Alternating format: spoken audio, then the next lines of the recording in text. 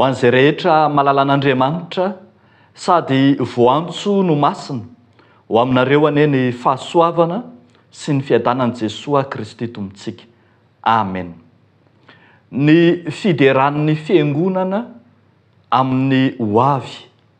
Ny fideran'ny fiangonana amin'ny hoavy. Asongadiny mofinainantsika anio zany ao amin'ny bokin'ny Apokalipsy toko 4 ny 15 hatramin'ny 1:20.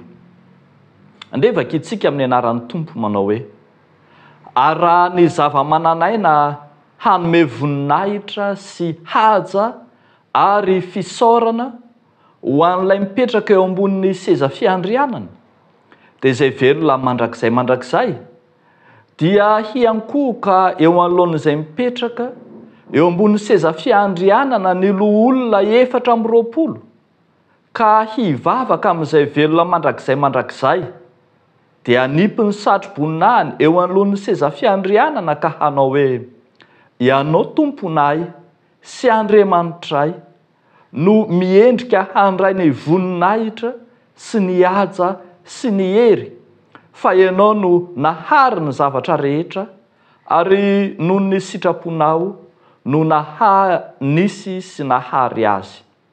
Ray masino, manamasina anay amin'ny fahamarinana, ny teninao no fahamarinana. Amen. Ny fideran'ny fiangonana amin'ny hoavy.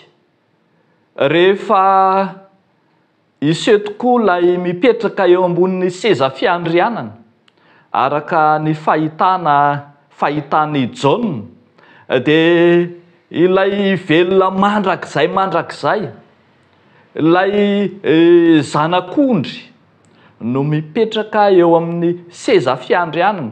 Raha mamaky hatrany amin'ny 1 isika dia feno voninahitra sy famirapiratana io seza fiandrianan'ilay zanak'Andriamanitra io. Tena misandratra amin'ny maha-Andriamanitra feno, tompony voninahitra azy izy.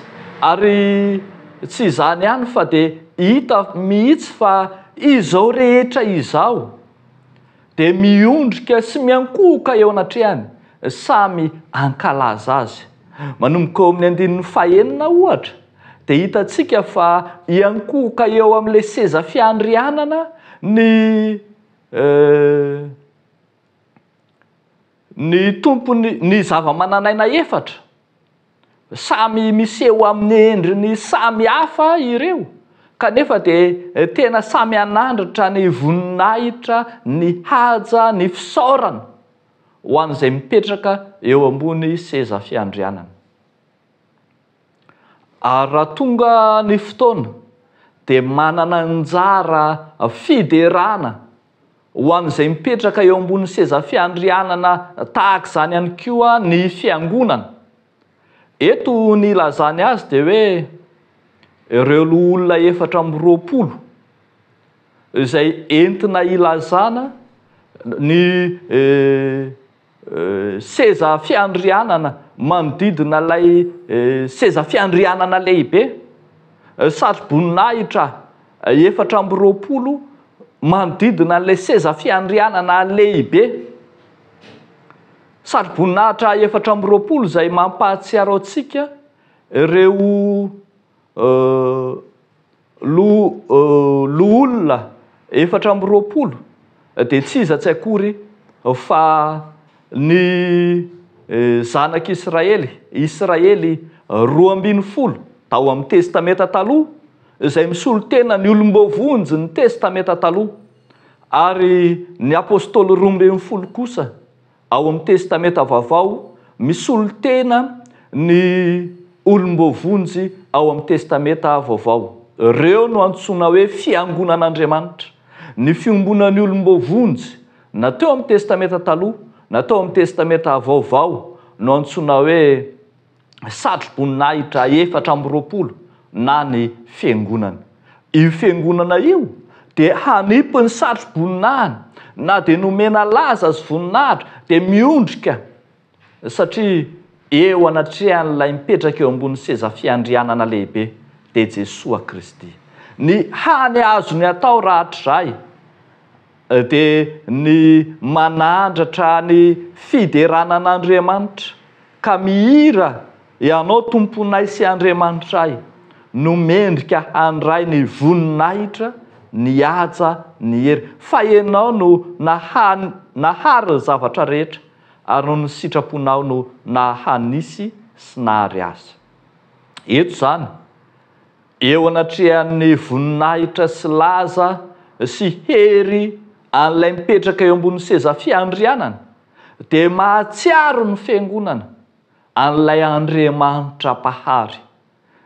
Io Andriamanitra izay mipetraka eo ambony seza fiandrianana io no efa nahary hatramin'ny voalohany, io no nanatrika ny fahariana sy ny fisiana, no ny fitiavany sy ny famindram-pony no nahanisy tamin'ny fahariana ary ny sitrapony no niantoka ny fisiana rehetra.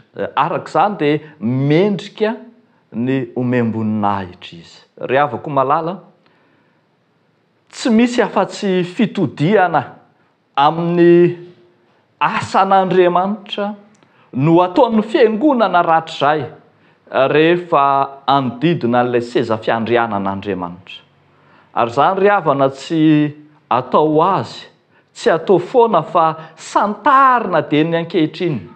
Asan'ny fiangonana dia ny ankehitriny no misantatra zany fiainam-pankalazana, fiainam-piderana zany ary hanome voninahitra an'Andriamanitra amin'ny asany sy ny nataony sy ny faharinana rehetra izay nataony.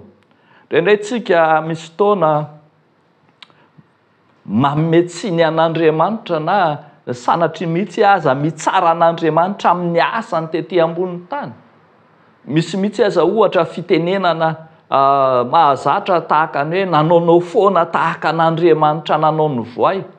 Adinontsika fa asan'Andriamanitra, voarin'Andriamanitra, mendrika hideranan'Andriamanitra zany. Ary tsy amin'izany ihany fa indraindray miatra amin'ny tenantsika mihitsy ka mahatonga antsika hanameloka an'Andriamanitra hoe fa maninona ary ihany nataon'Andriamanitra eto amin'ity nosy ity, na mametsiny hoe fa maninona ary ihany nataon'Andriamanitra lehilahy na nataon'Andriamanitra vehivavy, fa maninona ny tahaka izao, fa maninona ny tsy mba fotsy fiodirana, fa maninona ny tsy mba tahaka an'izao na tahaka an'izao. Adinontsika ny mankasitraka amin'ny asan'Andriamanitra.